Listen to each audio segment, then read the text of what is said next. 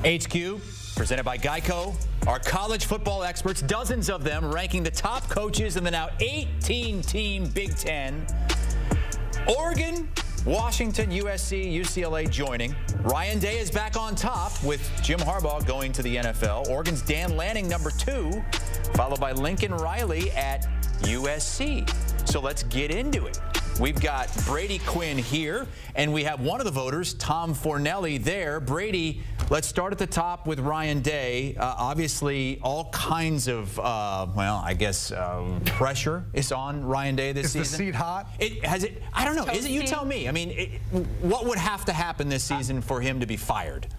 Losing to Michigan again. I mean, it's pretty much that simple in my mind. I don't know if Tom disagrees with that, but I think seeing him at number 1, it's where I would put him. I do think he's the best of this bunch, and you can make a case for it. The case you'd make for him not being number 1 would simply be the fact that they haven't won a national championship under Ryan Day yet, and obviously they've lost to their rival 3 years in a row. But let's not forget, before that, he was a part of a regime / took over and did a good job too against Michigan. Just something happened during that COVID year where they didn't play, and ever since then, Michigan's had his number. That being said, look, his offensive prowess, the job he's done recruiting, I think if you really bundle in all of the responsibilities of a head coach at the college football level, Ryan Day is the best of the bunch. He's done a tremendous job on the field with few exceptions, and off the field recruiting, and really even this offseason, getting Ohio State to be where it needs to be in order to compete in the NIL world. It was not the case the last few years. They are there now as one of the top teams. We saw that this offseason. Brady, you're 100% right. If they lose to Michigan again, he is very much in danger of losing his job, because that has been the case for Ohio State and Michigan for a long time. Doesn't matter how many games you win. If you don't beat the other one, you're going to be on the hot seat, and that has been Day's problem. But he is also the best coach in the Big Ten right now, with Harbaugh leaving for the NFL. So I don't really think there's much of an argument for anybody else to be above Day in these standings because of what he has done at Ohio State. Yes, he's lost to Michigan, and that is a problem.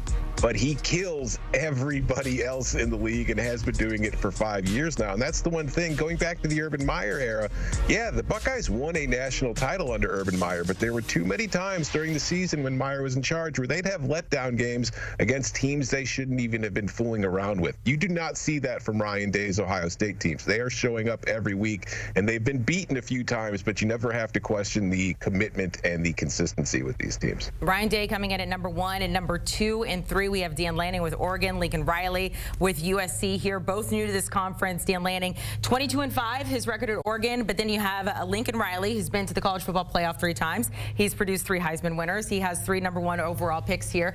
Last season did take a hit. Is this the right order for these guys? I don't think it is. I would put Lincoln Riley ahead of Dan Lanning at this point. And I think Tom, not to foreshadow his call, might put him even higher than that. But I'll start off by saying this. Dan Lanning's done a tremendous job at Oregon in the small sample size. If you look at, though, what Lincoln Riley was able to do post Bob Stoops, who created a foundation of an Oklahoma team that was a national title contender, and Lincoln Riley was able to sustain that, getting to the college football playoff, not able to win it, but there's something to be said for that. Now, the undertaking he's had at Southern Cal is drastically different. And that's, I think, the tough part about this conversation is if you're trying to make a case for Lincoln Riley, I think year 1, you're like, hey, you got to the conference championship game. That was probably enough. If they win that, they're in the playoff. Unfortunately, though, this past year, huge drop-off. That being said, he's got a Heisman Trophy winner again in Caleb Williams at Southern Cal, much like his time at Oklahoma. He's been able to identify the issues. They've got an entirely new defensive staff. I think he would be the second best head coach on this list. But Dan Lanning is close behind. Again, small sample size. We'll see what he's able to do with this roster. There's a ton of talent. He's one of the best recruiters. But for me, Tom, it's just a little bit too soon, and I'm really curious to see how all of these West Coast teams handle the transition, the time travel, everything that goes involved in the scheduling now in the Big Ten this upcoming season, to see if they're able to still stay amongst the top coaches in the Big Ten. Yeah, I'm with you, Brady. I had Lincoln Riley ahead of Dan Lanning on my ballot. I will speak for one of my Cover 3 co-hosts, Bud Elliott, who had Lincoln Riley outside of the top 20 on his ballot, which I felt was somewhat insane. But that helps explain why Lincoln's behind Lanning in the final standings. But Brady, you said everything I was thinking. Like, Dan Lanning, to me, is an up-and-coming coach. I think Dan Lanning will probably win the Big Ten at some point while at Oregon, and he will get to the playoff consistently and could win a national title. But Lincoln Riley's already done these things. Lincoln Riley has won 3 Big 12 titles. He has been to the college football playoff. He has won those Heismans. And as you mentioned, a couple years ago, USC might have beaten Dan Lanning in Oregon in the Pac-12 championship if Caleb Williams did not come up with a lame hamstring in the game that severely hindered him in the second half. So, yes, last year was an awful season for the Trojans.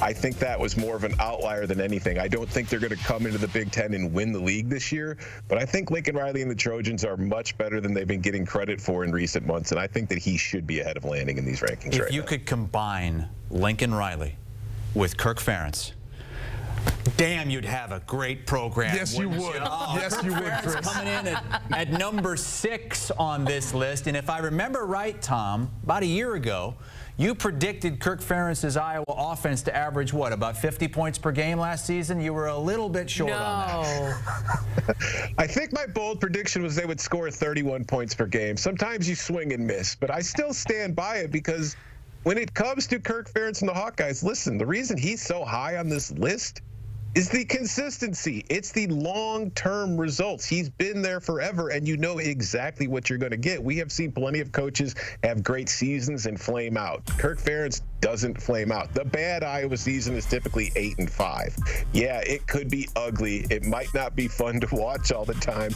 but you can't really argue with the style when you get those consistent results. Now, what's going to be interesting to me is now that Iowa is no longer in the Big Ten West and the Big Ten is getting rid of divisions, how will that, kind of success sustain? Will they be able to keep that momentum and get to Big Ten title games routinely like they have been in recent years when they have to compete with every other team in the league to do so?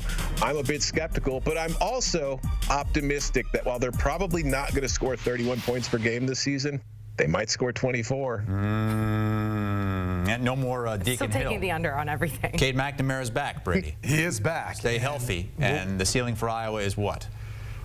Probably 8 wins again, 9 wins. That's the ceiling? I mean, well, again, Tom just pointed out, I think the biggest issue is now they're not in the Big Ten West, a division that they've really, I don't want to say dominated, but they've been consistently very good and always in the hunt. And so I would actually say this list, as far as the ranking for Kirk Ferentz, is a bit disrespectful because not only has he had sustained consistency and success at Iowa, also you have to take into account what he's got at Iowa. His recruiting rankings, his budget, it's not going anywhere close to the likes of Ohio State, Michigan, Penn State, or Oregon for that matter, Southern Cal, some of these teams that are coming into the Big Ten. And he's been able to do more with less. And I think he'll only continue to shine as far as his head coaching prowess, schematically as well, game management, all those things that encompass a head coach as they get rid of the divisions, because he's going to have a more difficult schedule. And if they are able to win 8 or 9 games with the roster they have, to me, that says a lot. So I would actually put him somewhere in the top 5, maybe say number 4, number 3, for the job that he's done at Iowa over the course of his tenure, and the fact that they were able to move on from Brian Ferentz. I mean, you say whatever you want, but obviously the offense wasn't working quite the way they had hoped it was going to. It's tough to move on from that. It's tough to admit, I don't want to say a mistake, but when something's not working, especially when it's a family member, because that's going to be an awkward Thanksgiving dinner. But the reality is he's even able to, at this day and age of his career, still be able to move on from someone like that and make those adjustments. Would you like to give your opinion on this? I would probably put him ahead of Luke Fickell. I thought Luke Fickell was a little high on this list with Wisconsin. He hasn't proven anything yet in the Big Ten. But look what he's done with Cincinnati. And I think that falls into that category, much like we talked about Lincoln Riley at Southern Cal. We're moving down the list, ranking the coaches in the Big Ten. Coming in at number 7, we have Jonathan Smith with Michigan State, Jedd Fisch at number 9 at Washington, Matt Rule, Nebraska, sandwiched in between those guys. So both of those two coaches, Smith and Fisch, new to their schools. Jedd Fisch coming in at number 9 with Arizona. I mean, after his success there, only 1 winning season, though a little high for him. Yeah, but you have to look at what he inherited and what he built Arizona into and the way he recruited as well and really got a buzz around that program. So I think he gets a lot of credit for that. Jonathan Smith, though, for his credit, Oregon State is right there with him. I mean, he is one of the better schematic coaches out there that you will find. I think the biggest thing about, as far as their rankings currently, this really more comes down in my mind to what they're inheriting with the schools they're going to. Jedd Fisch, to me, is in a much better position in Washington with really what's currently there. When you look at what Kalen DeBoer was able to recruit and develop, and I think he's got a better track record for success in the short term as compared to Jonathan Smith, who is going to, I don't want to say rebuild, but really have to continue to keep molding East Lansing around what he was doing at Oregon State, but build even more on top of that. Get back to the Mark D'Antonio days. So this is going to be, I think, a bigger overhaul for Jonathan Smith as compared to what Jedd Fisch is inheriting. So I think, at least again, short term, I'd put Jedd Fisch ahead of him, not only what he did at Arizona, which is a bigger build, but also what the short term looks like in the future. I disagree. I actually think Jonathan Smith and Michigan State are in a better spot going into the season than Washington, simply because when Jonathan Smith came from Oregon State, he brought Aiden Childs with him, and Aiden Childs has the type of talent that could prove to be one of the 2 or 3 best quarterbacks in the Big Ten, whereas I don't have that same kind of faith in Will Rogers. And I'm kind of with you, what you were kind of leaning towards, Amanda. I think Jedd Fisch is probably the most overrated coach in our Big Ten rankings here, and it's not nothing. It's not a knock on Fisch. I like Fisch a lot. I remember 2 years ago when he first started in Arizona and that team went 1-11, what I noticed was they were playing hard every single week against every single opponent, even into the end of the season when they had nothing to play for. And I took that as a good sign going forward. And we saw the rewards from that last season when they won 10 games. But overall, Jedd Fisch has had 1 winning season in his career as a head coach. And also one of the things that's just kind of a red flag for me about Fisch, he never stays anywhere very long. In the last decade, he's been at about 7 different jobs. I don't know what that is. Now he's taken over the Washington gig. We'll see how long he's there. You know, Tom, they say the best ability is desirability, and clearly Jedd Fisch is very desirable. That's why he keeps hopping around a little bit. Well, you might be wondering where the defending champions rank. They were obviously #1 going into last season with Jim Harbaugh as their head coach, but Sherrone Moore, number 15, is that too low considering look, you can say technically he doesn't have head coaching experience, but he was the head coach for a handful of games last year. And I think that's why you put him ahead of some of the other first-year head coaches or some of the younger coaches that you see on this list, is the job that he did amongst the turmoil and the chaos that was going on in Ann Arbor with Jim Harbaugh last year. He came in and did a tremendous job. And in times when, you know, he's calling plays, he's in charge of the offense, they have to make adjustments. I was there in Happy Valley when they just strictly ran the football the entire second half. And to me, it was a matchup issue. There's a lot of other things going on for them up front, but they found a way to win. There's something to be said for that. He's going to have to find his own path, though, now. Even though he's in the shadow of Jim Harbaugh, he still has to make it his own. And how he goes about doing that, it will be interesting to see. But again, Sherrone Moore did a tremendous job in this small sample size. I'm actually most curious to see how high he climbs on this list when we do this a year from now, Tom. Yeah, it's, you know, the thing when you put together these rankings is you tend to see most voters, even we all have different approaches. But typically the coaches that haven't coached as head coaches are put at the bottom just because it makes things a lot easier. And I think we're seeing that with Sherrone Moore's rankings. But the other argument is, how many other coaches ahead of him on this list have wins over Penn State and Ohio State on their resume already? Not many. And Sherrone Moore's already done that as an acting head coach. But it will be interesting to see now that he's running the program. Even last year when he was the head coach on game days and Jim Harbaugh was serving his suspension, Jim was around during the week. Jim was still helping run the practices and putting all the schedule and all that stuff together. That's all Sherrone Moore's job now. So it'll be very different for him this season. But let's look across at their greatest rival. Ohio State lost a legend of their coaching in Urban Meyer. Ryan Day, the offensive coordinator, took over, and things have been humming pretty well since. And now Sherrone Moore is replacing a legend who won a national title. He was the offensive coordinator. He served a couple games as interim, and we'll see if he can keep that kind of momentum that has Ryan Day at #1 in these rankings. Tom Fornelli, Brady, Quinn, we appreciate it.